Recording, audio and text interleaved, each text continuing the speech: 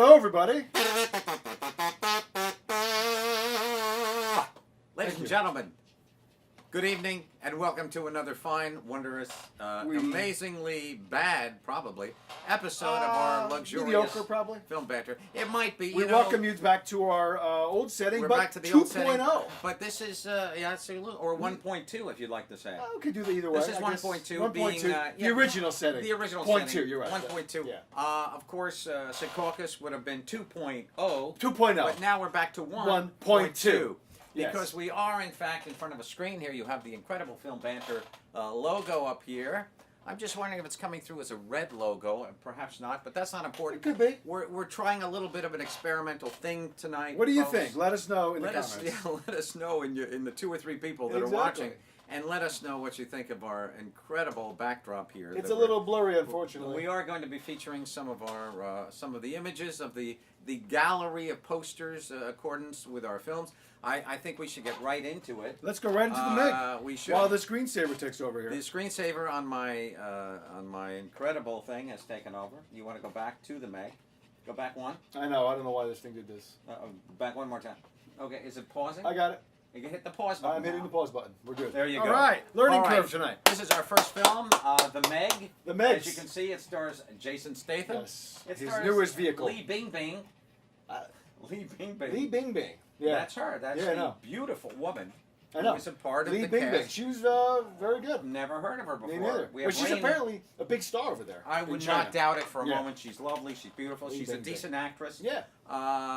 Okay. And we have also Ruby Rose, Ryan Wilson. I love Ruby Rose. Rainn I loved Wilson, her in John Wick 2. I thought she was wonderful. It's kind of a shame that she was killed off in that film. She's kind of being typecast now as like the. It seems like in a bunch of movies, the heavy hit woman. The heavy hit woman, exactly so. Yeah. But not heavy set.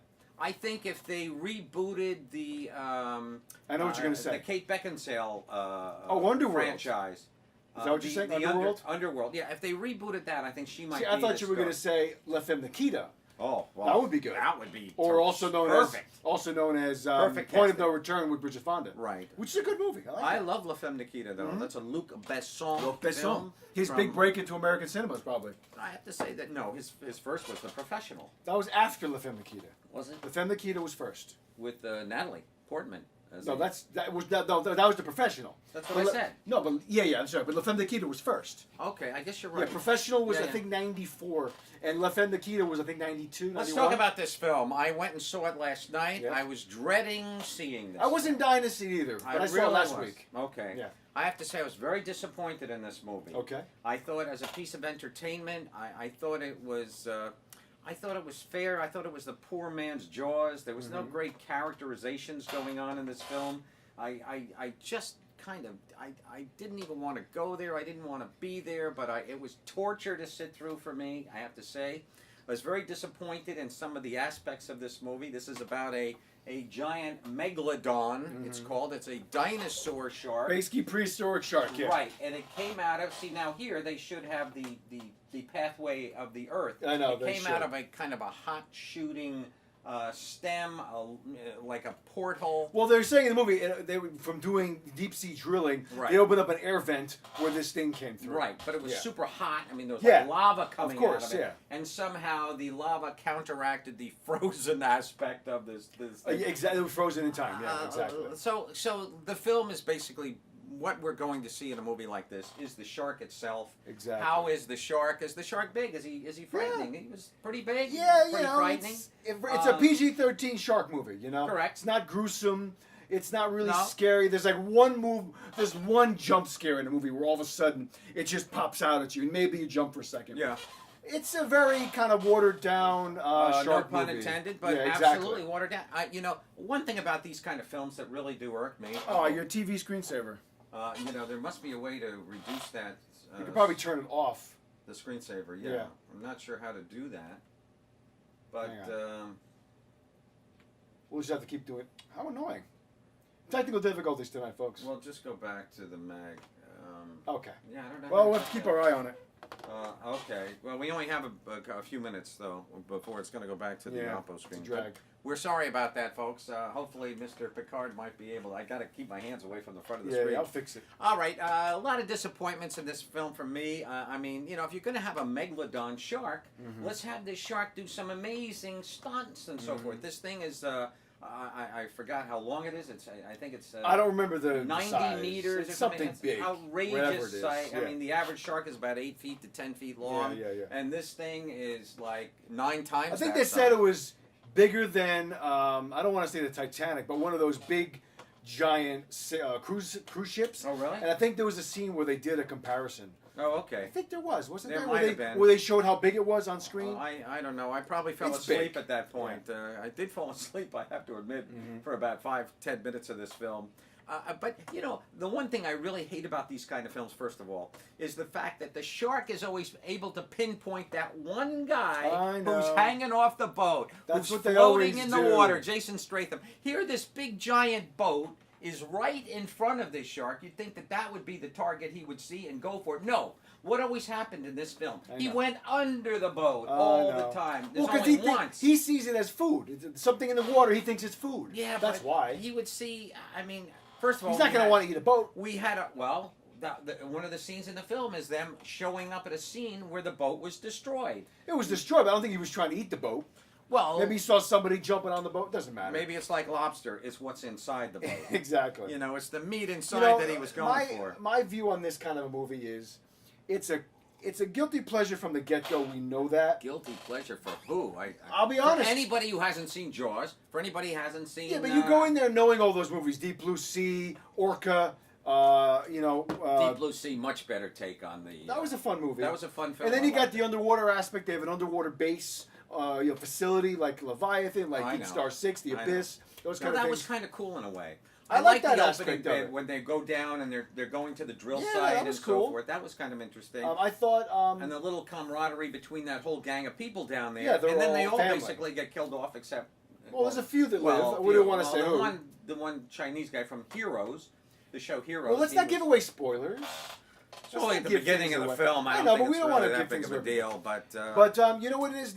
This kind of a thing is I'm pretty lenient with these kind of movies. Like I said, I wasn't dying to see it. Didn't look great to me. It looked horrible. But honestly, I had a good time watching this movie. You? I enjoyed it. I left my brain at the door, as we say all the time on the show. Right. I had fun watching it. Is it a great movie? No. Should you run out to see it? No. But it's not terrible. It's entertaining. It doesn't pretend to be anything other than it is. True. It's a complete hour-and-a-half guilty pleasure. And I had a good time watching it. Button. I had more fun watching this than I expected to. Well, good for you. I'm glad to hear that.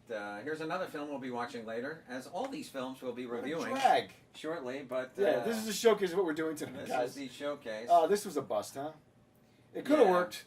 Okay. Leave the Phil Banter thing out. We have a shark here. Here's a shark. Yeah, all right. Just pretend that's the Sorry, shark guys. from the MEG. I didn't care for this film. I guess half of the fact was I didn't want to see it. I think that was part of the problem. I just didn't want to go see it. My heart wasn't in it. I saw Jason.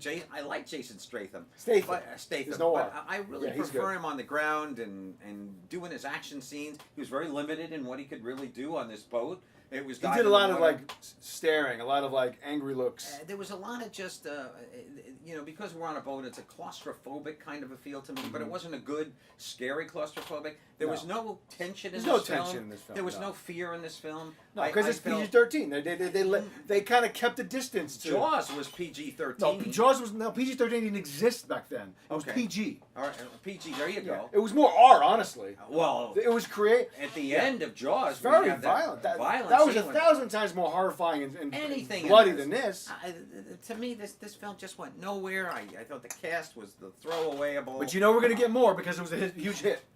It did very well. It did do very well for the amount of money that it took to make this film and the amount of money that. But you know what was a big thing for me that really helped me enjoy was the comedy. There was a good amount of comedy in this film.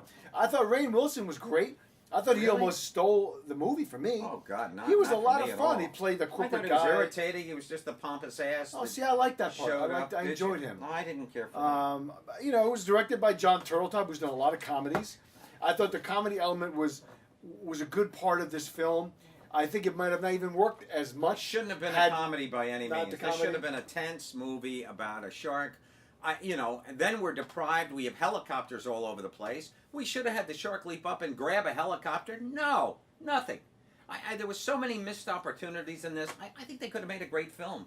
I think they could have made a great PG-13 shark movie. That could have been. I could have written a better film in my sleep than watch this. What I did.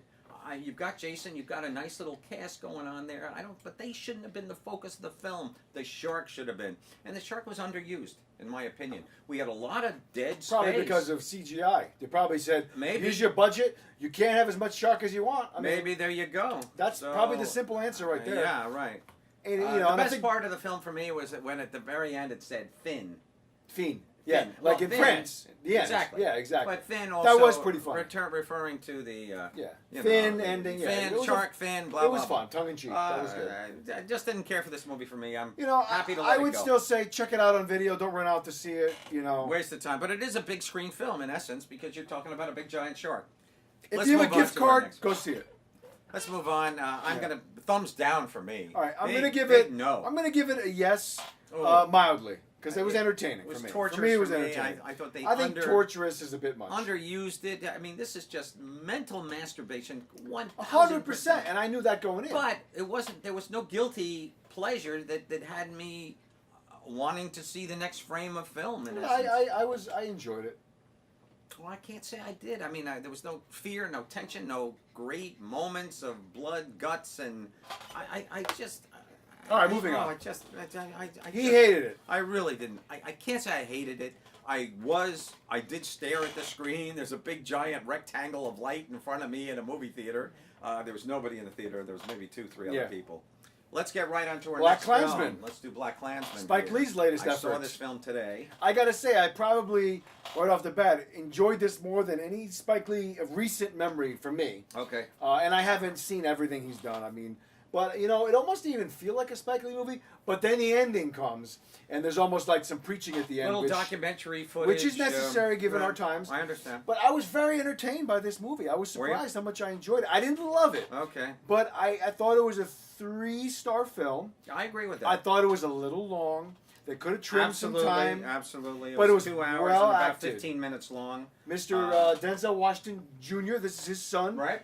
John David Washington. Thought he was very good. Capable job. He did a good job. I thought, what's his name? Adam Driver. I thought Adam Driver He was very good. Was pretty good in the film. This film also had quite a bit of comedy. For a Spike Lee movie, I feel like that's a little rare.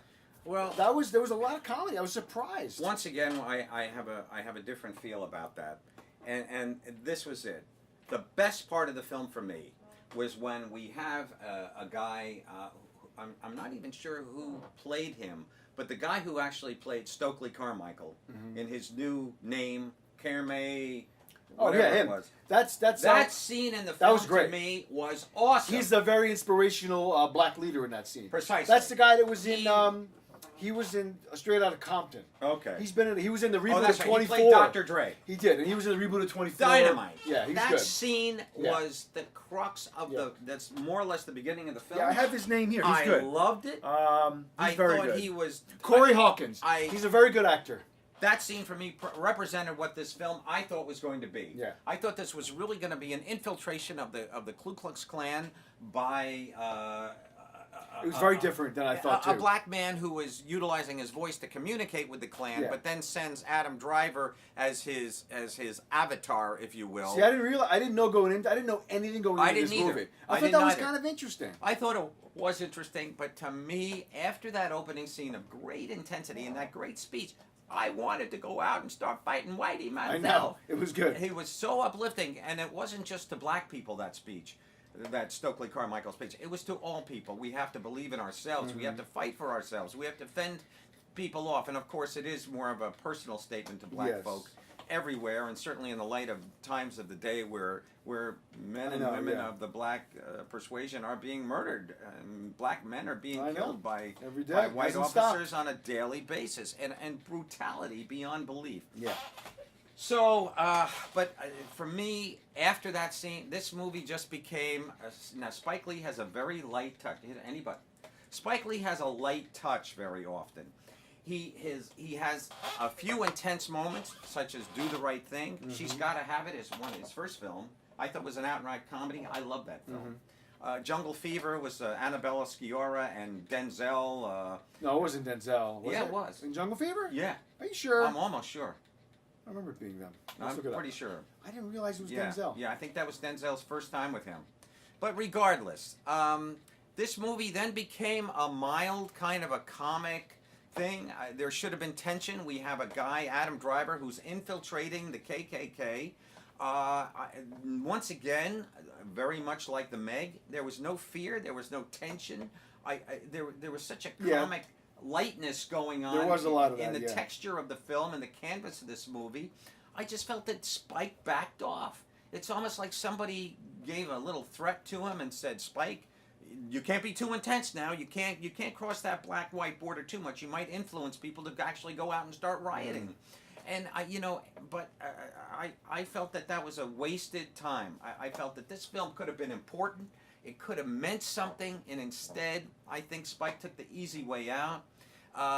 Perhaps the most brutal scenes were not even from the film, but the very ending. I know, there was some documentary footage. The Charlottesville attack. Yeah, that was brutal. That was rough to sit through that part. 2017, we see the Charlottesville attack where a young woman was killed by a murderous guy driving his car into a crowd, and people with torches, and the whole white supremacist rallies, and the Trump essence of what our country has become, most definitely on display there. But I thought the film was so anticlimactic.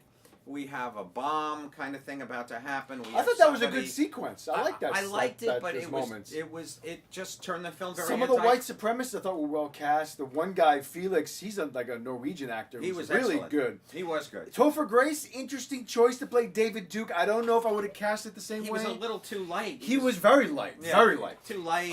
You know who was really interesting to me? Who was Steve Buscemi's brothers in this movie. His name is Michael. I looked just like him. I said, that's got to be Buscemi's brother. And it was. He plays one of the other cops. Correct. I liked David. He was great. Robert John Burke, who played the captain. He was good. He was. I haven't seen him in a while since I think Thinner. Yeah, I got you. But I enjoyed the film. It's another 3-star film. You know, you look at this poster. It doesn't look like he's wearing. It doesn't look like hair. It looks like he's wearing a hat. It literally looks like a Cossack hat. Oh, like the Russian hats? Kind of. I mean, I've never seen a black man with hair that looks like somebody took a bowl and literally. It was a perfect afro. It was, but it was out to the side. It wasn't straight up. It was like literally, you could just see that it was a wig, and they just plopped it on his head like a hat. Now, I thought it just looked very fake to me. I thought of you. Probably, obviously, was the wig. How did you feel? I thought of you for the ending. You know, this thing's driving me crazy. I'm just gonna leave it. I thought it was funny at the end how that song comes out from Emerson Lincoln Palmer. My Lucky favorite Man. song of all time. I know. I thought of you right away. I said, and I sat this. there playing the drums on my lap. Now I must point out something I told you over dinner tonight. Very upsetting to me. This is a graphically crude film in the language department. Oh, very. This is outrageous. A lot of the N word is used countless thousands of times. The C word, the F word, everything. The C word, F word, absolutely. There is no skimming on the vulgarity of this film. No. And the opening sequence when they're showing footage from archival civil rights things and so forth, and a lynching, all that stuff, and so forth. And later on in the film, there's a scene where they have Harry Belafonte. Harry Belafonte. Yeah, that's anybody. He's playing blah blah blah Turner.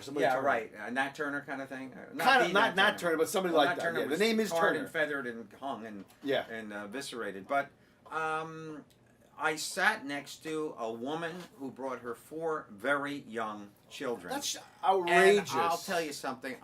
This little girl sitting next to me, this very beautiful little black girl is sitting right next to me.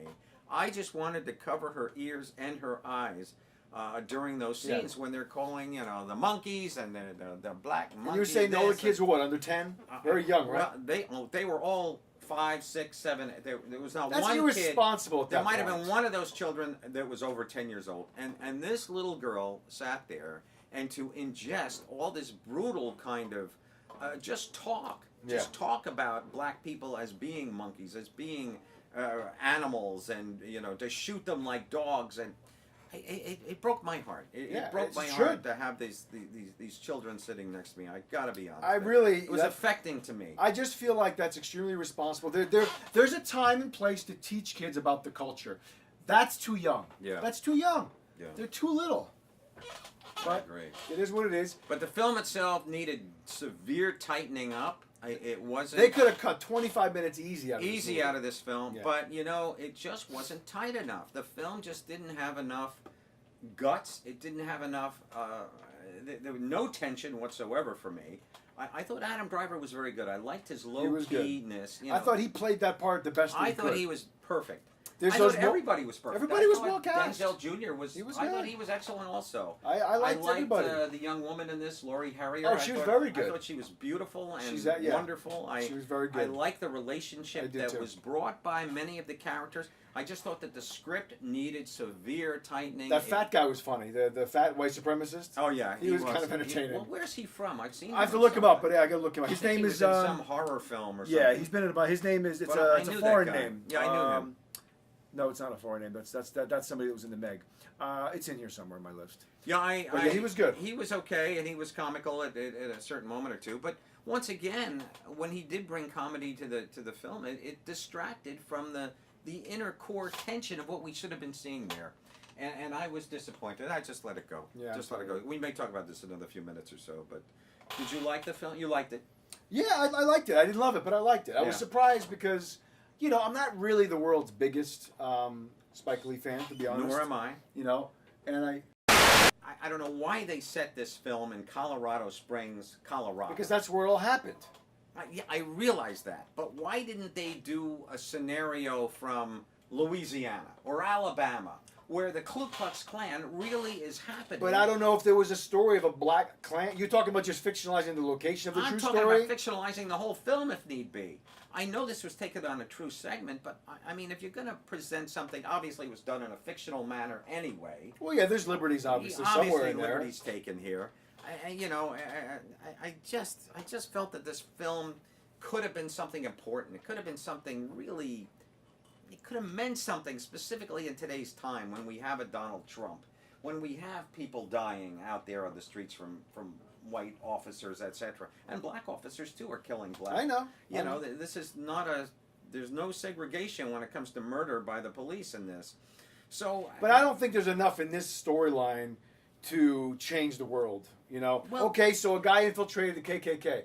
Not the first time that's happened. What is a film? You know what I'm saying? A film is a time capsule of the time. I would have really enjoyed to see a time capsule moment where we captured what is happening in this country right now. That's the whole reason I believe Spike Lee made this film. Well, I agree. If Donald Trump were not president, if he didn't tack that whole ending on with that little documentary segment of the actual footage of Donald Trump telling his people to riot, to do whatever it is they do, and his core group that they're, you know, the people on this side are bad, but the people on that side are bad too. Bullshit. I mean, this is the president we live with, and I would have preferred a film to really go into the dire means, what it is to be black and what it is to mean to be persecuted. I felt none of that. I know, but we've seen that in a lot of different movies already. It turned into an anticlimactic kind of representation. All I can think of is a storyline that happened. The whole thing ended up meaning nothing to me. I think Spike being Spike, given the career he's had and the very public, vocal nature of him as a person, and obviously he's been critiquing Trump, and he critiques anybody that is out of line in his view. I think that maybe he might have felt going into a film, making this film, that if it was all seriousness, people might be like, Spike, enough preaching, we don't want to hear it. So maybe he felt he needed it to have the comedy to be more accessible than it would have been. He chickened out. Had it not been a serious film. He chickened out. Maybe he did. He chickened out. But this is the film we got. You know what I'm saying? This is the film we got, and I'm very disappointed in, I have to say. Well, I really am. Why don't you tweet at him and tell him that? Did I like the film? You know, I did like the film. I thought it was well done. I liked it too. I thought it was well acted. I thought it was accessible to the common audience of today.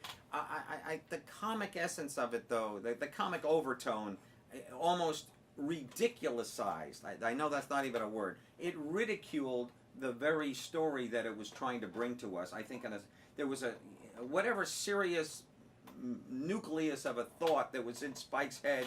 He ruined it with his comic fluff that he kind of put over the whole film. I will say this, whenever I watch a Spike Lee movie, it doesn't matter when or where, and I don't mean to sit here and dominate the whole conversation, but you do it every week, dude. I know, I do apologize, and tonight I certainly It's am, okay. as far as this film goes. But now I totally lost what I was going to say. I was going to say, I always feel during a Spike Lee film, I can't explain why it is, but it is. I feel his presence. When I'm watching his movies, I feel Spike, I feel him there. I feel him behind the camera or sitting on the side of the camera. And literally, I feel him directing the scene that I'm watching. I sometimes feel that the scene has almost got an amateurish feel to it. He's not always the best director. He has a good eye for sound and representation of character, but sometimes his films themselves will go off into a direction. Do the Right Thing, for example. There's a great movie. Danny Aiello and John Turturro. We had Nick Turturro in this film. Spike's still buddies with the Turturro brothers. But you know, in that film, we kind of went off in a venture almost of a little erotica there with Rosie, what's her name? Rosie Perez. Yeah. You know, we kind of went into some different directions that were, you know, I like the street feel that he gives, but I know I'm just repeating myself. But to me, this film, the comic essence, it clashed with what could have been a great film. So do you recommend people to go see it still? I do. I suppose I do. I would recommend it too. Still a Run out to the well-made theater. Film. You don't have to. You can wait till video for this one. It's not a film you don't have need to go see see on the this big in the screen. theater. Yeah. No. Where the MEG, even though the MEG is a far more it's inferior, a big screen film. Far more inferior It is. film. I guess it is. If you do want to see it on the big screen, I suppose. Just but go to like a matinee. You know, so you don't feel as bad. It's hard to watch a giant shark on your little 40-inch TV. Or on your phone, God forbid. Or on your phone, Which or on happens. your iPad, or your whatever. But So, I was disappointed in this film. We'll move on. I wanted it to be, you know, and I've heard good reviews. People I know love the film, and I was disappointed. I wanted more. I wanted a real undercover venture into the world of the KKK, because I don't know if it's ever been done properly. I don't think we've ever had a film about the KKK. Yeah, we have. Maybe not undercover, but we've had Mississippi Burning. That was a big one. That was a great film. That was a great film. Great Gene Hackman film. That was Willem Dafoe. Alan Parker. Yeah, Alan Parker. I love Alan Parker. Yeah, he was great. But yeah, he also did Evita, right?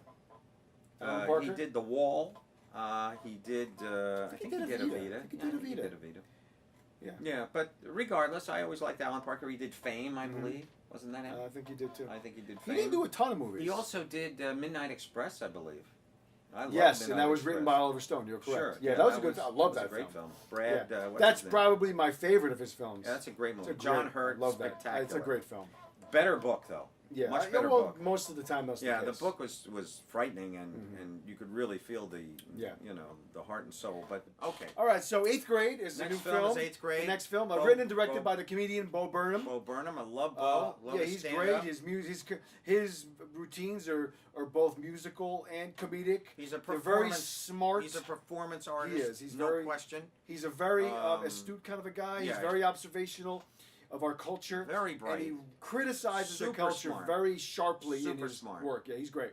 And I Great think musician also. He's he a is wonderful very talented. pianist. He's a virtuoso. You know, I thought that he did the score of this, but he did not. I thought so too, but he didn't. And I looked it a up. woman who did electronic music. Yeah, there's a lot of synth in this movie, which I It liked. is. Yeah. No, But I thought it was well this film, it's about a young girl basically traversing the last weekend of her 8th grade before Correct. she goes into high school. Right. She's an awkward teen, not exactly somebody that has a big circle of friends, but she's very much into posting videos on YouTube. Right. And that's where she kind of has her outlet. But yet in real life, she's kind of an introvert a little bit. Absolutely. But she feels that people don't give her a chance in the real world. And it's a slice of life of this young girl. I think everybody can understand what it must have been like to be in 8th grade again. We all went through it. And I think Bo Burnham has crafted a very interesting look into something that I think we can all identify with. And I enjoyed it. It was funny. It was kind of sad at times. I thought it was a pretty good first film for somebody. Yeah. Especially a first feature. Yep. I really enjoyed it. It was short. It wasn't super long. Hour and 34 minutes. I thought some of the best moments for me, the most real moments, and then I'll pass the baton to you, is the moments between her and her father, who's a single father. Yeah. We learned that the mother left at some point. You know, I thought he was a bit miscast. I thought he was pretty good. I liked him that he was a young dad. Yeah. And I like that about him. I think somebody that maybe didn't expect to have children. Very true. And he suddenly has that that's role. true. Therefore, I like those scenes. You know, I would have preferred a more mature guy to handle this young girl, but regardless, we got what we got, and I'm pleased with. Well, I'll tell you this: that young girl who is She's in very this good. film, Yeah. this girl deserves an Oscar nomination. I could see it possibly. Because 99% of the people who saw this film said, "Oh, she's probably that age. She's not even acting. This is almost feels like a documentary at times." And she's had a bunch of movies before this. Yeah, it's not like she was just discovered by this film. She's been acting since she was 8 years old. Yeah, she's good. I saw her on Jimmy Yeah, Kimmel. Elsie Fisher, I believe. Right, that's her name. Elsie Fisher, that's her. She was superb. Yeah. This film made me cringe. I know. This film made me sick to my stomach. I literally couldn't bear watching this movie in the theater. However, am I glad I saw it? 100%. Yeah. Couldn't wait to get to out. I looked at my watch. I'm not kidding. I looked at my watch every 3 minutes. Is time going by any quicker? I can't stand watching this girl. A little too real for you. Moaning and groaning and oh, Dad, don't be weird. You're looking at what am I doing? You're doing something. You're looking out. Well, the he window. was also kind of a smothering father, but at the same time, the guy has nothing else in his life. Just trying to love do her. the right just thing. Wanted to love her. And all she wants to do is look at her phone at dinner. You know? Mom was gone. Did Mom die or did Mom leave? There's just one line where he says that she left when Mom left. Because I was wondering the whole time. Right. I had kind of assumed that he was a widower. But then we find out that when Mom left, he says. Oh, okay. At that nice scene at the campfire, the backyard. Oh, all right. Yeah, they're having but a fire maybe she pit. did die. Maybe that was his... Well, he said when she left. When she left. Well, maybe that's what he was talking about. She may have left in death. See, I got the idea that she left the family. Okay. Yeah. Okay. Because it didn't seem like death to me. I didn't get the vibe that it was death. Okay. Because he seemed... the way he said it, I got the feeling that he was like... implying that he was kind of like had the rug pulled out from under him, you know, kind of like I'm in this role, just me and you, kid. And at a very young age, I think she was a baby still. I love the fact that the girl this little Elsie Fisher girl, I love the fact that she was not a beautiful girl by any means. Very average, yeah. No. Almost ugly duckling. Lesser than average. Yeah. She was more of an ugly duckling in a sense. I love that.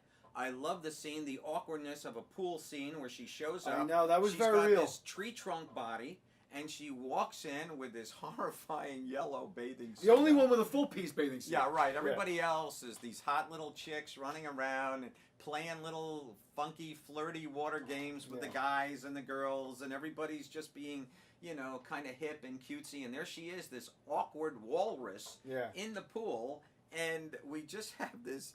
But I'll tell you, it really came down to a perseverance by our director, Mr. Bo Burnham. I don't know. I don't think anybody else would have handled the direction of this film in quite the same way he did. And that's just a tribute to his individuality, which I think Bo is one of the most individualistic I would agree. people. I mean, if you do get to see any of his Netflix specials, the guy is a genius, beyond genius, in my humble opinion. He's almost a little too outrageous for his own good. He does go into a borderline, some sexual things in his that are crude and rude, and he'll throw them out there for shock value. And I think they decrease the overall impact of what could have been a perfect type of stand-up experience, performance art. He'll just suddenly sit and read poetry, or he'll start to do a song, or he'll interact with someone in the audience.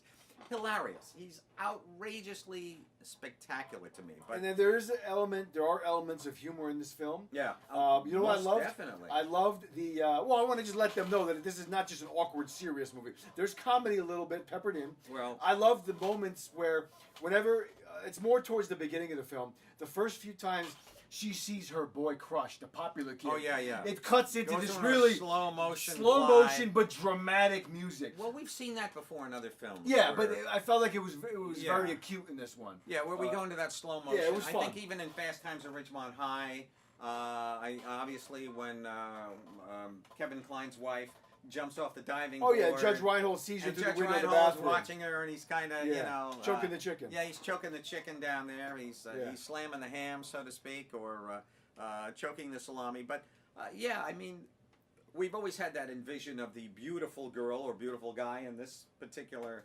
aspect of film sexuality. Yeah, we've had that before, but. The movie is a gem. It truly is. You've not seen anything like it. If you were anything older, I think a young person in the 8th grade, 9th grade, 7th, 8th, 6th grade, I think they're going to squirm just as much as we all did. I think so. Yeah, this film, and it's not too. I would say it's an R-rated film, but I don't think it's too objectionable that an 8th grader couldn't watch it. I don't know. Why was it an R-rated film?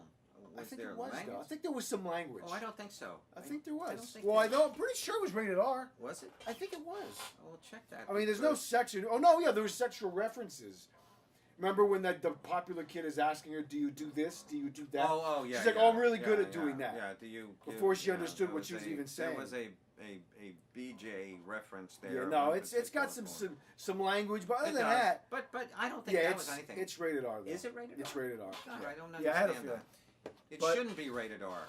This should be a movie that anybody can go see. I really do believe. I mean, just for the little bit. There's no actual graphic sex or violence by any means. No, because they're eighth graders. We can't show that, you know? Yeah, well, maybe that's it. Maybe because of the youngness of the characters sometimes doing the things or saying the things. Yeah. But they're not doing anything.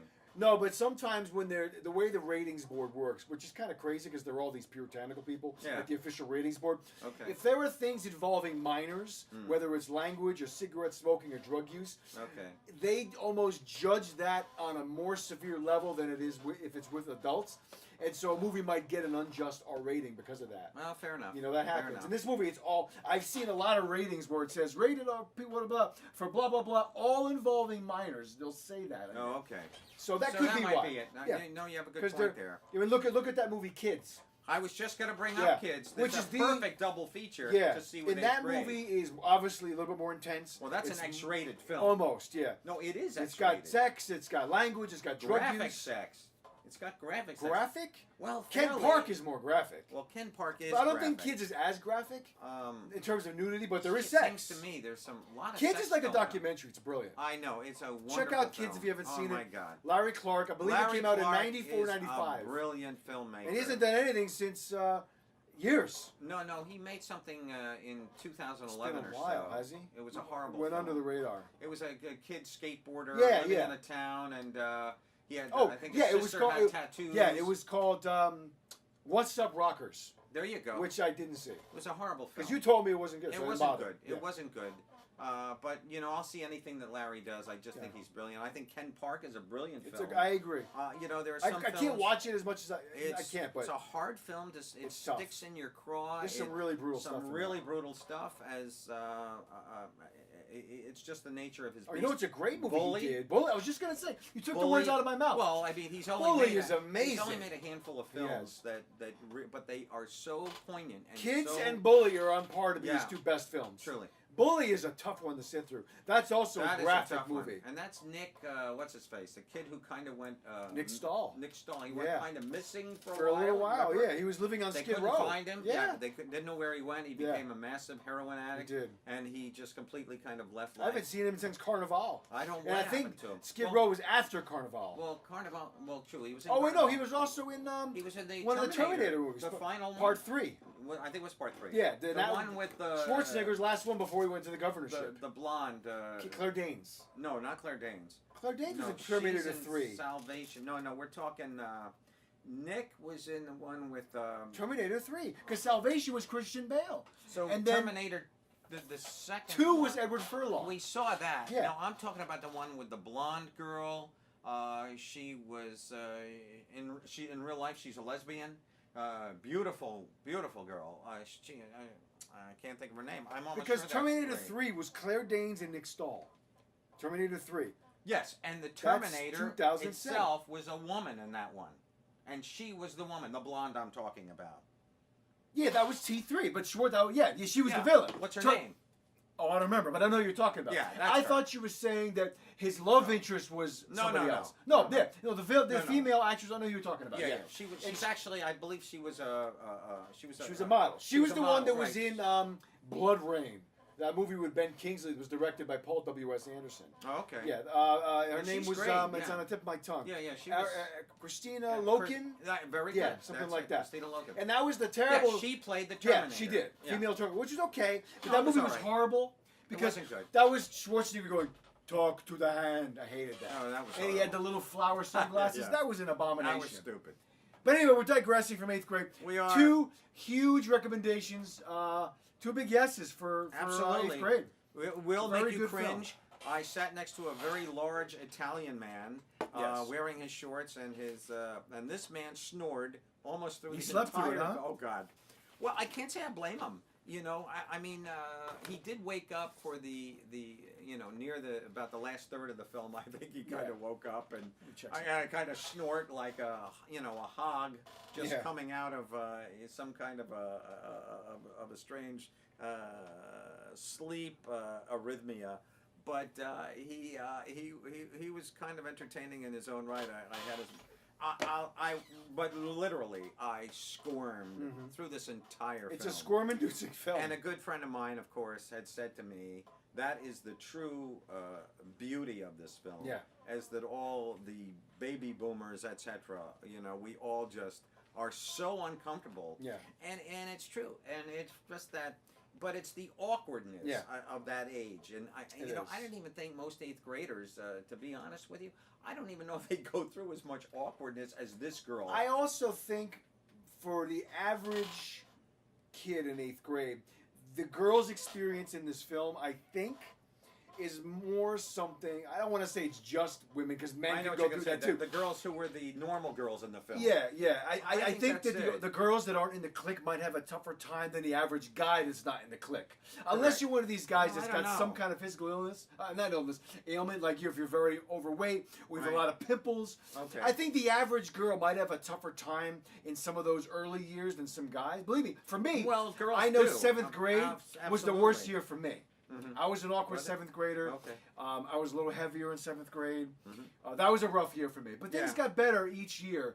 In high school was really not much of an issue. But, this movie's going to ring true for a lot of people. It's a brilliant depiction. It's a brilliant depiction. And I highly recommend it. Pure awkwardness. Yeah, I agree. And just the agony, certainly, we've all seen this in young people and in older people too. Yeah. We all know awkward people that just are fish out of waters wherever they are. Yeah. They just can't communicate with themselves, and therefore they have such a difficult time with the rest of the world. It's a brilliant piece of work, though. It is. Well, I would really. agree. I highly recommend 8th grade. It's going to be out of theaters pretty quick. Yeah, probably so. Because it's almost hard to find as it is. It's still there, though. Oh, no, and it it's is. still playing at full times. Like The Spy Who Dumped Me, or The Spy... Spy Who Dumped Me. The Spy Who Dumped Me, correct. That film is only playing like at 2-time slots right now, but 8th grade is still playing through the whole day. That's good. I think that movie, if the exhibitors of the theaters can be patient, it's gonna. I think It's a word of mouth It's film gonna all the way. slowly grow. I hope. Word of mouth. I hope so. Absolute 100%. Because I really recommend 8th More grade. people are going to see it. When I saw it, the day I saw it, the theater was packed. I thought a pretty good. I had a pretty good amount of crowd, people, me and too. I was surprised because it had already been out for 2 weeks. Yeah. When I finally saw it, so.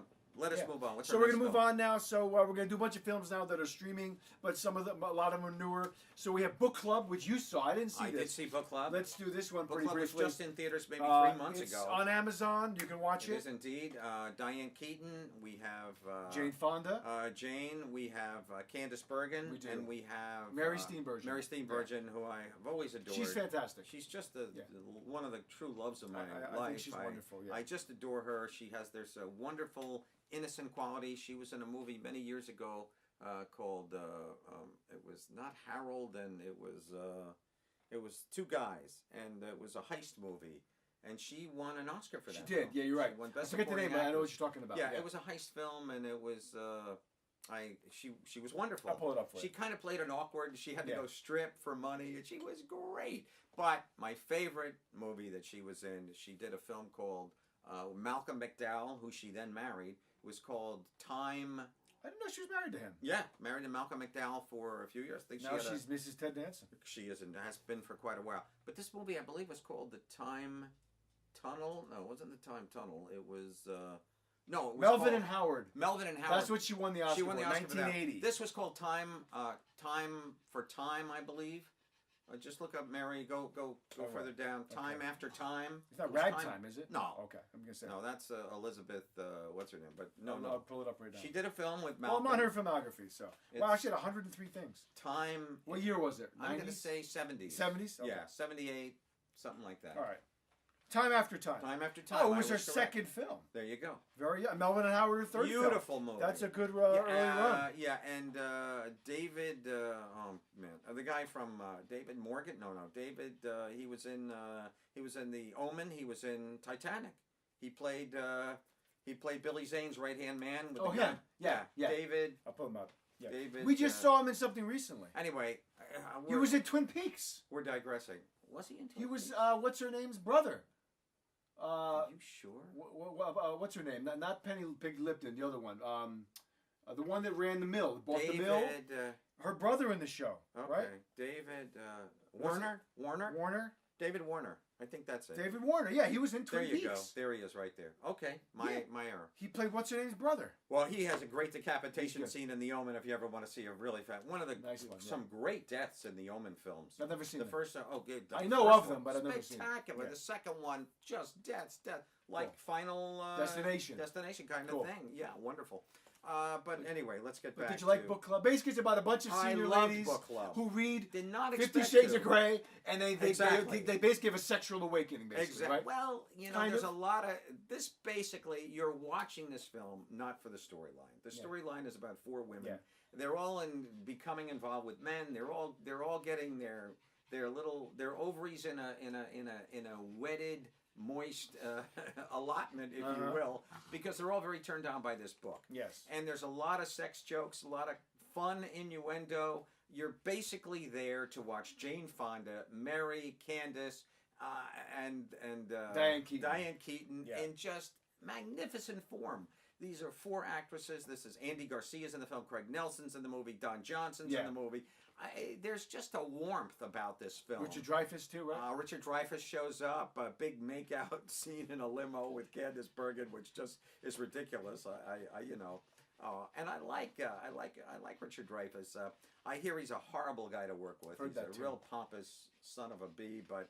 I just love this movie. There was as I say, a warmth about it. It draws you in. You just love it to be around these four women who pretty much seem like they're playing themselves. I love this film. And by the end looks of like it, fun. it was fun. It's a kick. You're going to learn anything. You're going to get anything out of it. But I got more out of this film per se than I did out of the BLACKKKCLANSMAN. Okay.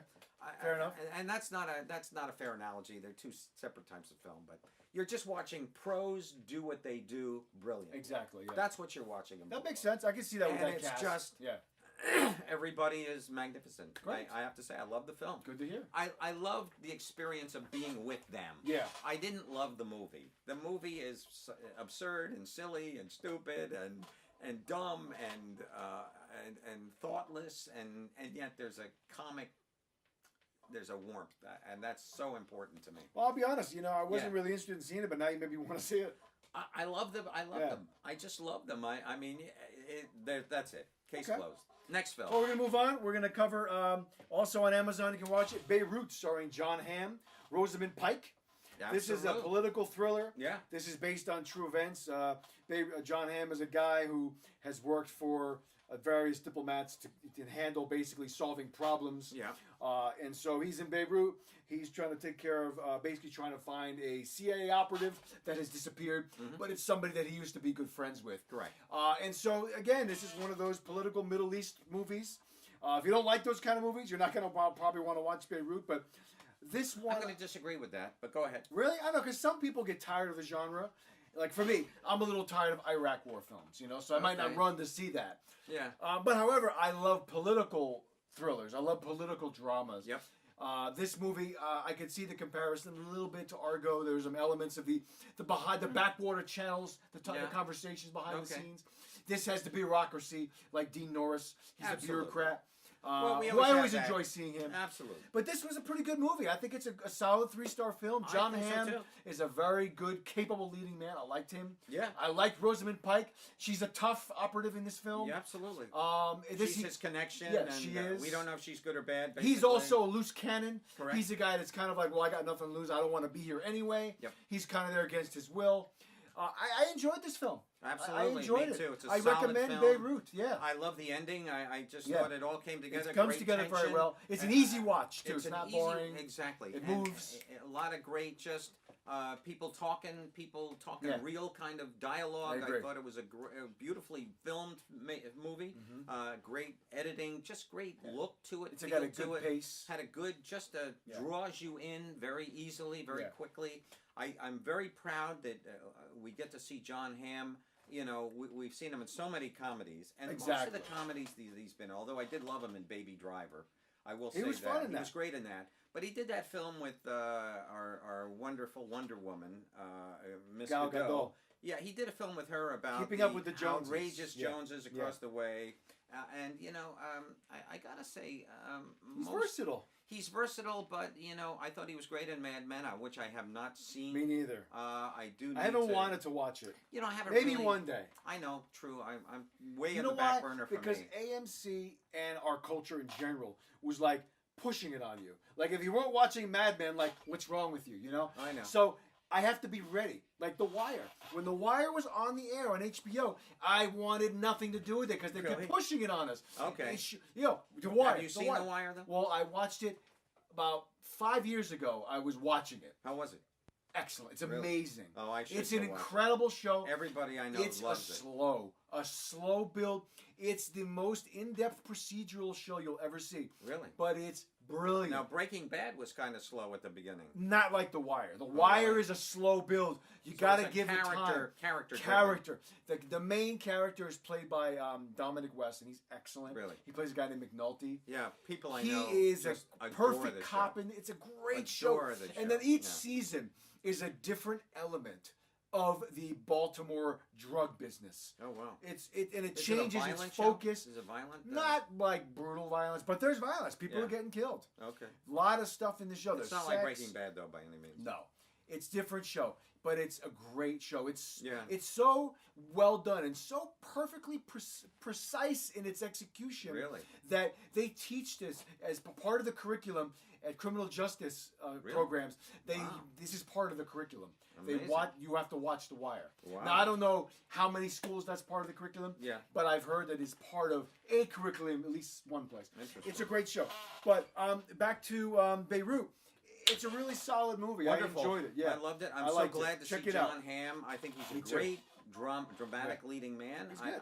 I could almost see him, believe it or not, as almost a James Bondian kind of a spy, sleuth, etc. You mean down the line, the potential Not for in that. a tongue-in-cheek way, Yeah. but in very much the Yeah, I way can that see he. that. I thought he was excellent. I really like John Hamm, and I think Good. he was great in The kind of- Town. yeah He played the cop. Oh, correct. With Ben Affleck. Correct. Yeah, That's very true. that was his Yeah. big foray. One of his big breaks into Into the movies. dramatic world. After he did Mad Men. Yeah. Well, during Mad Men. Well, it's very obviously. hard to do comedy, and he does comedy. You know, does it I very thought well. in Baby Driver, I thought he was just spectacular. And who played his girlfriend in that? That wasn't Ruby Rose, was it? No, it was. That was some other. A girl that is not like name recognition. No, she's somebody has gotten a lot of work, but she's Okay. not somebody who is a name, Yeah, so yeah, to she speak. doesn't You know. pop But out. Beirut, I Okay. recommend it. John Hamm's I great. wholeheartedly recommend it. You Me can't go too. wrong. And it's a political thriller. It's great. It really is. I'd love to jump to The Terminal if we could. What are we jumping over? Backstabbing for beginners because we're running low on We time. can jump if that's back. okay. We can get back to that if we have a moment. And what's before the terminal there? Backstabbing for beginners. No, this. That's all backstabbing for beginners. That's the synopsis. That's the. I'm that's sorry. all because yeah. Oh, I saw bold print there. Yeah, it's just a synopsis. Okay, we can skip to Yeah, the terminal. because Terminal, I think, is a movie that is going to be a little bit more interesting of a conversation. Granted, I haven't seen Backstabbing for Beginners. Okay. It looks interesting. It's a shame. It's a great little film. Yeah. It is All right, a well, we're political on it. thriller. Do it real quick. It's a Ben political Kingsley, thriller. Theo James. Ben Kingsley. It's kind of a homeland security kind What of about film. United Nations, right? It's more of a slick version, if Yeah. you will, of Beirut. Beirut, exactly. It just has it flows really nicely. I really got into it. There's just a. I'd like to see it. It felt like Homeland to me, the Yeah. show, and I love that show. Yeah. It's a good and show. It's a. I've you seen know, only a couple episodes, but it's good. Ben Kingsley, of course, is he's kind of the heavy guy who's recruited this young guy to go off and do his bidding within certain countries and meet with certain people and negotiate certain things, and of course, and obviously things go wrong. We have conflicts. I know conspiracies unveiled, right? Women that are they good or are they bad, whatever, etc. I really like this film a lot. Didn't expect to like it as much as I did. I thought it was quite terrific in its own. And it's on Amazon. You can watch it there too.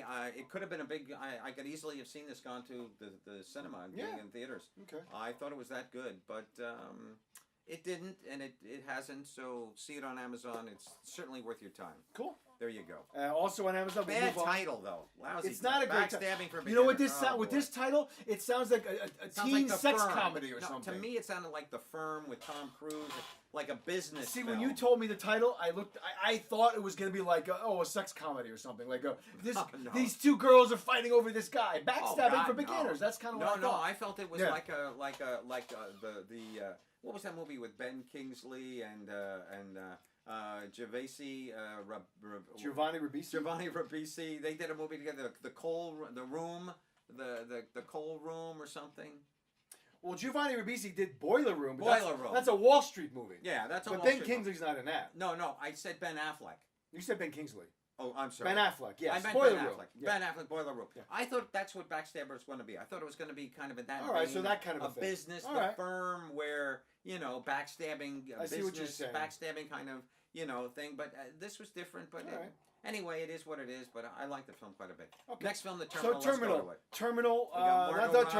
Terminal, with Margot I know. Robbie. Yeah. And, Mike Myers. Mike Myers in shows this. up. We have Max Irons, who's Jeremy Irons' son. Right. And then Oh, is we that also right? have, Okay. who I love and everything is Simon Pegg. Yeah. This Simon's film, good. it's basically a mystery. It's a hitman kind of a movie. It's a movie that's very stylized. It is. It's a beautiful movie to look at. It is indeed. Beautifully shot. The cinematography is gorgeous. It's interesting to look at. She's not hard on the eyes, and No. I think everybody in this film. There's a silliness to it, though, and Yeah, a well, lack of. There's a lack of coherency Well, to the. that's good. What I was going to say is Okay. that it's a beautiful movie to look at. Everybody is good. They do what they can with their roles. But I don't really recommend the movie. I didn't Can't care recommend for it. it. No, I agree. thought it was implausible. Totally. I thought it was all over the place. I thought it was a movie that was trying way too hard to be some kind of a slick, we gotcha kind of a plot twist True. movie. Yeah. It was trying so hard, and I'm yelling, I'm sorry. It was trying so hard to be this movie that would be like, oh, you got to see Terminal. It just, I didn't buy a lot of it. The locale is cool. I just didn't find too The much box of it is being right there, plausible. third under the matrix right there. If Yeah. you want to grab it, I can pull it you up. can yeah. show it to the people. Therefore, you Where don't is have to. It's it? third under the matrix, right in the middle. Oh, yeah, I see it. Yeah.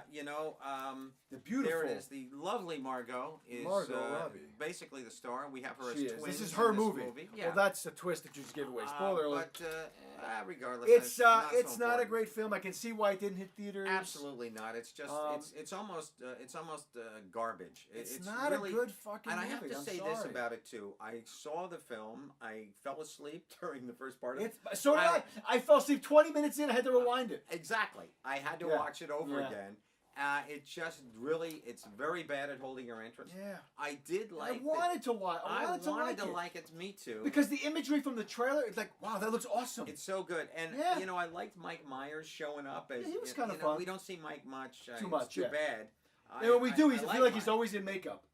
Like he plays an True. old man in this movie, you know? Right. Yeah. Yeah. He does. But I miss those. I miss those Austin Powers? Powers films. Yeah, they're. You know, he they're wants kick. to do another one. I know he does, and now it's too late. There's no 'cause demand. Vern Troyer. I'd is- rather see him do another. Please do another Wayne's World. What are they waiting for? No, I don't want to see. Because Wayne's those two World. movies were very good. I wouldn't mind if he did the Love Guru Part 2. I didn't bother. That looked terrible. I love that film. You did. You're I the one. love that You're movie. the one. I'll tell you why. It's so silly. It's so stupid that it's talking about guilty pleasure is nothing. But you know who's in that movie is the absolutely lovely. My brain is fudged tonight. I'm overly tired. I know. What's her name? She's so beautiful. She played the young girl with the lasso in Sin City. Oh yeah. Jessica Alba. Jessica Yeah. Alba. Well, Jessica's in that movie, and at the end of the film, she does a whole Bollywood dance that is spectacular. Oh, okay. It is lovely. This movie is so stupid. You know, of course, I every know. time people walk in the room, he goes, Mariska Hargitay, Mariska Hargitay. I know, I saw that. And then finally, Mariska Hargitay, of course. That's who kind of is funny. Jane Mansfield's daughter. Exactly, in yes, real life, yes. comes walking in, Mariska Hargitay. And her husband was, what's It's his name? so Hargitay? stupid. Mickey Hargitay. Right. Yeah. Well, exactly. Yeah. Yeah, they were both. Actually, Jane was decapitated when they died. They were both killed. Oh, really? No, I yeah, don't think I knew that. absolutely. Oh, yeah, Jane. Well, maybe I knew that and I forgot. Yeah. She was killed. It's the old, He did a movie called Bloody Pit of Death. Something there like you that. go. Okay. But, Mickey Hargitay? Well, he was a bodybuilder. Yeah, in this Was movie, he was like he was very large then. In which movie are you talking about? Bloody Pit of Oh, Hell I'm that sorry, he I'm did, sorry. or Bloody Pit Well, of they Death. died in the 50s something like that. or the 60s. It's I an older think. film. Yeah, she Yeah. died. It was a sexploitation movie. Oh, there you go. The trailer was hilarious. There's a great book by Kenneth Anger called Hollywood Babylon, and we have all these Oh, real yeah. photographs of. I have the book downstairs. It's wonderful, but the Terminal is totally worthless. Nah, I can't recommend it. I think I basically bought this because I really like the picture of Margot Robbie on the cover, but it's just horrible. I will go back and probably watch it again in another year or two, just for the Give it another chance. Give it another chance, but it's so much potential. I'll never watch it Great again. look. Yeah. It feels like a video game at Yeah, times. it's visually stunning film. I We're thought. in cellars. A lot of and lights, a lot neon. of white lights. A lot of hospital. You know what's cool is that it has a vibe that it could be. You can't. And I think it's the deliberate choice. A, you can't tell where the movie takes place in terms of like geography in the world. True. But B, it could be a film that takes place in the near future or in the past. True. Given what we see. Yeah. It's kind of indetermined. Absolutely. No, that's a good, indeterminate. So I thought that was kind of cool. That's a point to be Yeah. made. That's a point to But be other made. than that, the visual style and the beauty of Margot Robbie, I The can't recommend storyline it. Nothing in the nothing gutter. original. No. Storyline in the gutter. No. Although there's a couple little twists. There are some cool twists, but towards to the me end, at that but, point, I literally didn't care. Okay. I was not interested, I got you. unfortunately. No, it's a waste of time. Yeah. But at the same time, it's Well, there was potential there. had a lot of potential. And you might actually see this film at some particular point and Yeah. go, "Oh gosh, this looks like it's going to be good," and then it just doesn't. You know what? If Next you got thing you know, you're nothing passed to out watch, you can check it You're out. passed out on your couch, and Yeah. there's no reason to even Yeah. All right. Our next film It's is Kings. Kings. Kings is a film that came out late last year. It did. It's called Kings because of the Rodney King Correct. beatings. This movie Yeah. takes place surrounding the 3 weeks of the trial of the cops, Yeah. and obviously the riots that came afterwards and the civil unrest. Actual documentary Yeah. footage. Exactly. Whenever we see crowd scenes or Yeah, it's the all actual documentary. Rodney King Yeah. scene is shown in this film. So this film is basically a true backdrop with a fictionalized narrative in the center. Correct. It's basically Halle Berry, very dumbed down in her appearance, meaning she looks like a housewife. She's not gorgeous. Well, She's still attractive, gorgeous. but she's not dolled up. She's got Well, a big hairdo. They put on this really phony wig I on know. her. Very this like woof, afro-y, Erica Badu almost. kind of you know? afro-y wig. Marge Simpson. Well, she wore this wig in some other film also, fairly recent. I seem to recall. Almost maybe was the House on Fire film or something. Oh, you mean with Maybe that's Benicio not- del Toro, The Things We Lost in the Fire? Shit, I don't think so. That was a movie with Benicio. I seem to remember her wearing this silly wig though. Yeah. And it's so obviously a wig. It's definitely a wig, I know. Because we know what Halle, Very how much beautiful she truly Yeah. is. Loved her in last year's film, that one where the kidnap. Kidnapped. movie. That was a good movie. It's Loved called it. Kidnapped. That was a Oh good my film. God. I was so surprised how That much I movie enjoyed that. That's a gem. That is a Check gem. it out. It's about a Kidnap. It's literally- about a kidnapping. It's about 100 minutes long. Her kid is and- kidnapped by oh white my trash. It's God. great. And it's just a chase movie. Yeah. The whole You- movie's a chase. You know, very often we go into a segment where, Yeah. she thinks about that. No, there was no thinking. This movie, real time. Her kid is abducted from a playground. She gets in the car and goes after them. Yeah. And It's a from chase that movie moment all the way. It Yeah. and then it turns into a horror film. It does, yeah. I loved it. Yeah. Oh, I love You that could watch film. that movie as a trilogy with Breakdown and Duel. The three of them would go well together. And maybe Taken. Taken also. If you like. Although that's yeah. more action, super It was action. more. Yeah, that was more. But back to Kings. So basically, she plays the foster mother of Daniel like 12 Craig, kids. next door neighbor. Daniel Craig is her weird next door neighbor. I know. And then the whole movie is basically about her and her kids as the craziness surrounding the riots Correct. unfold. It's kind of like Titanic. The whole movie we're waiting for the ship to sink. This Well, movie, okay. we're waiting for the riots to happen because you know that chaos is coming. So you got to sit through all Well, this I wouldn't put domestic it quite stuff. against Well, it's the not Titanic, Titanic, but I mean, you're waiting for the big thing to come that you know is coming. You know. I don't even think it was a big thing in this movie, though. Well, it was the I mean, the because we crux all of the know- movie, though. Well, because You know? it's so ingrained in us as film watchers. We know what happens with it. We know that these guys were all acquitted. We know that they all I got know. off after Not beating the the characters crap out don't, of. but they have Right. the bated breath of assuming it's going to go the other way. But this film actually know? turns into more of a relationship movie It about is. her kids. And her, And her kids, and- one of yeah. her daughters is actually having sex with a guy somebody here, else, and I know, There's yeah. this going on, and then there's a whole other crime that happens. Yeah, out exactly. Of an anger crime. I But know, a revenge there kind of is, thing. Daniel Craig is so. His character is so bizarre. Very strange in this movie. He starts out as a kind of a bigot, kind of an asshole. He doesn't like her kids. In the first Hey, scene, keep he's those kids shooting off. a shotgun out the window. You I know, kind of crazy. But then he suddenly he's got got the a heart kids. of gold, and he's a hero. He's got the kids. kinda strange. She can't find the kids. They're up with him, I and know. he's singing songs I to know he's them. dancing. It's strange. It's What's a strange. that about? It's a very strange kind of a It's thing. like the editor just Yeah, you well, know, the writer. I mean, the writer-director. She's it's a female filmmaker from Turkey. Oh, well, she This is her botched it. first American feature. She did botched a- it. You don't have a character make 180 degree. Yeah, it was like that. You know what this reminded me of with that character change? The same thing happened. It totally pulls you out of the movie. In Dreams is a movie with Robert Downey Jr. Yeah. Annette Bening is in that film. I remember that film. And I'm forgetting the lead actor in that film. But in that movie, Annette Bening's character... I'm sorry. Wrong turn. I'm sorry. The Siege. The Siege with Denzel Washington. It's an Edward Zwick film. In that film, Annette Bening's character, there's a complete turnaround I remember that that. is out of left field that I'm just like, what? Yeah. It's strange. Okay. So when that happens, you're totally kind of pulled out of the film. Very went odd. Completely. It was almost as though, and they didn't give us a reason why. Of course, maybe it had to do with the fact that that the cops.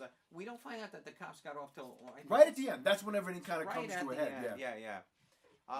There is a sex scene, although it seems to be a dream It segment. reminded me of that movie In the Skin a little bit, where it's A all little black. bit. It's all in Yeah. black. I know. That, But well, it's- we see a it lot ends of up that. being a dream Get sequence. Out, Yeah. in Exactly. Get Out did Under the that. Skin, Yeah. I believe it's called. Yeah. I mean, it was so bizarre. Always good to see Daniel Craig. And, Yeah, I like seeing him in something different. I loved him in Baby Driver again. Another reference to Baby Driver. He was fun in that. Daniel Craig? Yeah. I don't remember. He played the guy that they break out of, to help break them out. They break him out of prison. No, that wasn't Baby Driver, sir. Now you're talking the movie. I'm sorry. Channing I'm sorry. Tatum. Channing Tatum. That was called Lucky. Logan Lucky. I'm Logan sorry. Lucky. Yeah, Logan Lucky. Yeah. Came out They're the going same. off the deep No, end, they buddy. came out the same summer, like a They month did. apart. No, Yeah. that's true. No. But that was No, Daniel that Craig. was Lucky They Logan. break him Logan out of Lucky. prison. Yes, I'm Correct. sorry. Yeah. Yeah. But anyway, That was a good film. I like regardless- that movie. Yeah, this movie I can't really recommend. I wouldn't recommend it either. Nah, it's nothing. okay. It's trying too hard again to be Yeah. something that doesn't pay off. And I didn't like Hallie's character in this. She's too whiny all the time. The whole movie, always- she's like crying. And he's like, oh, my babies, my babies, my babies. Yeah. Give me a goddamn break. Yeah. It just did nothing for me. And her babies are all... They're all foster kids. But that's not the point. No. They weren't really... But they're not all There's babies. only one that's It's a baby. I know. And a little boy, and then the rest of them are all like these Various teenagers, tough little, adolescents, yeah. tough little bitchy kind of thing. I did like the one daughter though. Was that her kid She or was good. somebody else's? No, I daughter? think that was another foster kid. She's And good. I like that. That there's one great scene there where a guy's kind of hitting on her. He's being a and- scumbag to her, and she stands up to him. Total Yeah. scumbag, and then she's like going along with him. Then suddenly she Yeah. just flips, and she's Exactly. like, That was good. Screw you, buddy. That was That great. was a good scene. I love that. Yeah. There are great little moments in here. There's a murder that happens accidentally because somebody sees somebody having sex with somebody, and Honestly, I disagree. I thought that was a deliberate situation. There's a character that picks up a piece of glass and lunges at the person. yeah, it was a murder, but not an accidental. No, that it was. I felt it was on purpose. Well, he did. But then he regretted. He did, but it his was still moment of madness. But it was still a murder. And then they're Moment of holding passion. the dead person. I know, and there's remorse. And there's great remorse. So I don't think it was. I think it was just a loss of temperament at the moment. Oh, yeah. And, But he would still be convicted of murder if the case came. I if don't the know facts about of the that. case No, came out. I think the fact that he saw his sister having sex with this guy, that I think he might even get crime off. of passion. If they were white, there would be no question. It would probably be downgraded to manslaughter. Exactly. Plus, he's a minor. It would Exactly. probably be manslaughter. But as a black film that in this Los is, Angeles, in Los he Angeles, probably would get the book thrown at he'd him. probably get the book thrown at Yeah. him and serve 30 years Which in is jail. crazy which that's is how once our again justice system we're works. going to the Black K Klansman here. But let's move on to another film that's online. It's on Netflix, Tao. Tao. It's a Netflix original. So this is an interesting film. It's basically about somewhat of a near future where this girl is basically kidnapped Yep. by this very rich computer genius, almost like a Steve Jobs, but he's very young, Yep. and he has an ultra modern computerized house. Basically, he has a smart house, Yeah. and basically But the computer is truly the star of the it film. is, and it's voiced by the wonderful Gary Oldman. Right. And I think he's the crux of the film. The girl's very good too. Yeah. The guy is like a Dan Stevens kind of wannabe. He has an He appearance. is actually. His or name is Jonathan something Rhys Mackenzie. Meyers almost kind of thing.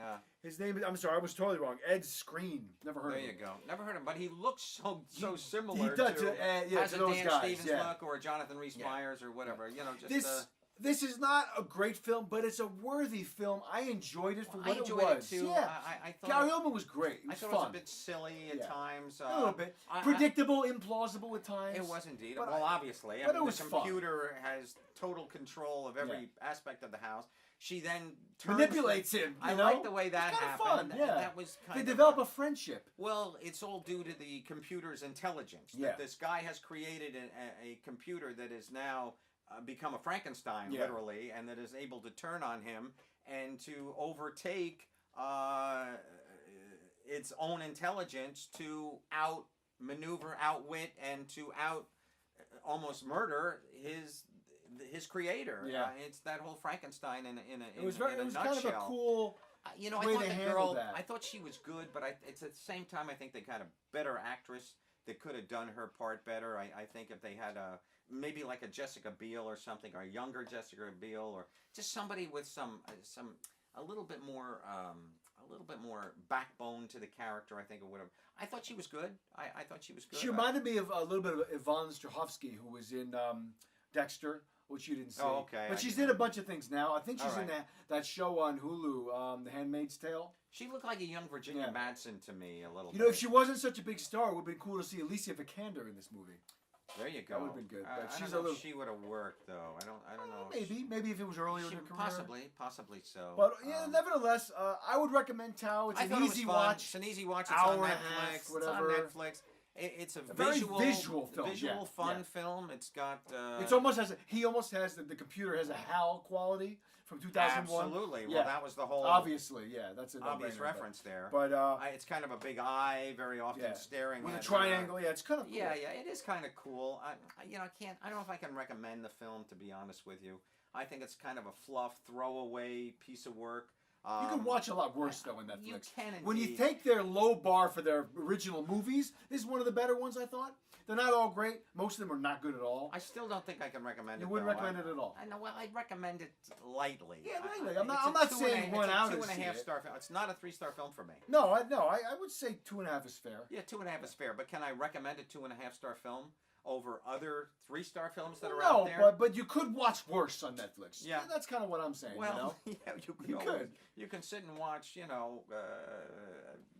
any garbage. I mean, you can watch I know. Steve Harvey for the rest of your life. And, I mean, I mean, there's so much stuff on that we can watch these days, and I can't really recommend. Is it? I guess okay. Is it the best use of your time? Probably not. No, No. it's really But not. you know, I didn't have any expectations going in, so I enjoyed If it. you're over the age of 50, I say don't waste your time on this.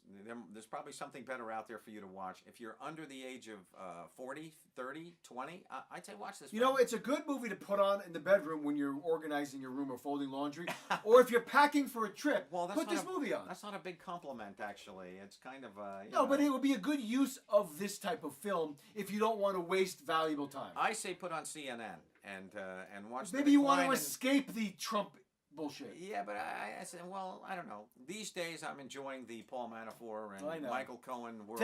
Take the wins when you can get them, my The friend. decadent decline that's going on Yeah. now in a very prevalent way in our world news. So, So, okay, so it's up to you. mild recommendations We've here. given you the lifeline to pull up or pull down on, and is it better than the Meg?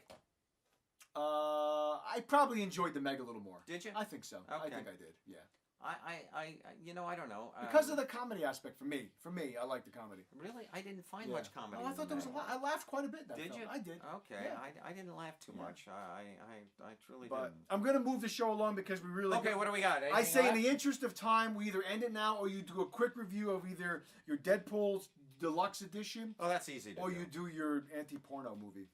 We don't have time for both. Well, okay. All right. I'd like to talk about anti-porno with a little bit. By the way, I more. want to say this movie's And not I'll tell you available for what. streaming. You can only No. buy it on disc like you did. Exactly. And you know what? I'm gonna let you watch that film. I'll Okay. let you watch I'd like my to see it. disc. Okay. Yeah, I'd like you to see it because it is so bizarre. Okay. And so unique. It's a Japanese film from It's a 2016. Japanese film. And just to give a little teaser, if I may, it's truly about, you don't think about women's rights and women being persecuted in Japan so much. At least I don't. Yeah. You don't hear about that. You think that it's a fairly run civilization, society, etc. But not according to this film. So this was a bit of an eye opener for me. Interesting. And it was on the, I wouldn't say it's on the X-rated side, but it's a hard R. It's not for everybody, but it's a film within a film within a film. Yeah. We have a director, and right at and I'm a little bit of a spoiler, but suddenly you realize that things are being filmed here that you didn't know previous. Yeah. And then there are retakes, and it's bizarre. Okay, let's save that for another time. Chris is going to see that film hopefully in next week or two. Probably 2 weeks from now, since we have a special Clint Eastwood episode Coming up. next week, starring Chris's dad. Yeah, he's gonna stop by. Mr. Russ Big Guy. Yeah. He's gonna. So that's our show. That is our show, but I am going to talk do a about quick. Deadpool We'll 2 do a quick very mention because briefly. we don't. We're not even an hour yet though. No, we are. We're over. Yeah, We're but you have to remember that this we had about 10 minutes of this going before the show. I know, started. but the battery's dying. Oh, is it? Yeah. Okay, Yeah. if our batteries die, We're gonna be circumcised. Deadpool, just the unrated version. It's a 2.5 hour version of the film, or 2 hour and 15 minute Deadpool version. Part 2. It's Deadpool And if you 2. want to buy it, it's called It Deadpool just 2 came out, the plus super Duper duper Cut, correct. unrated. I like this film better than I liked the film in the theater. You did. Had a Because I know slower pace. you didn't love it in the theater. I didn't love when it. we reviewed in it the a few theater. months ago. Well, I was disappointed. There were aspects of it. There was a kid brought Yeah, in. I know. I didn't like. You don't like kids in movies, really. No, I do if they're okay. I like 8th grade. You didn't like the it's kid all. in what did we see that there was a kid brought in? Oh, it was Deadpool, the chubby kid you didn't like. Yeah, the chubby That's right. kid. And You didn't like him in Deadpool. that. No, I didn't care for him at all. Right. But in this cut just felt different to me. I was more familiar with the material. I was able to focus on Ryan Reynolds' joking aspect more. There's a horrible thing that happens to our Marina. I know, Baccarin, well, that's the crux of his motivation. I know, you know? I know, but still. But then things rewind later on. It's an interesting film. I enjoyed it. It is kind of interesting. I thought it was and I entertaining. like the pace better on this film. Okay. That's all I'm saying. Super Duper Cut came So out worth seeing. today on Blu-ray. How much and- extra footage? How much time? You think 10 minutes? 20 minutes? No, 15 minutes. 15 minutes. Solid 15 minutes of extra footage. And were you able to pick it all out? Only certain points. Yeah.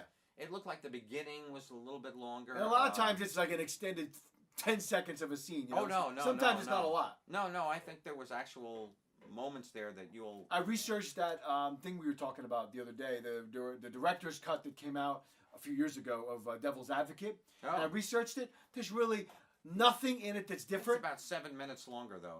From what I was reading, there's nothing different. There's no runtime difference. The only difference is the way there's a scene where there's a kind of a very suggestive sculpture ceiling display in one scene that's edited differently. Oh, that's bizarre. What a ripoff! Well, you know what that's like? That's like Eyes Wide Shut. I know. When they're Director's blocking cut. out Yeah, that's all stupid. Yeah. some of the genitalia. I know. And when he's walking through that They just bizarre digitally put a person house. there. Yeah, that was lame. that was so. But all right, cool. So Deadpool 2, check it out. The There you go, ladies and extended cut. gentlemen. A pleasure and honor as We always. will see you guys next week, as always. We'll see you next week with Russ Picard doing a total Clint Eastwood show. We may or may not be in our studio Back in in our Secaucus. studio in Secaucus. We will see what happens. We never know. Hopefully, They're going through some major renovations down there, so we'll and see what some happens. major In mental- many ways. mental renovations also. Exactly. So there you go. But either way, we will see you guys. we will indeed. All the best. Goodbye. Bye-bye.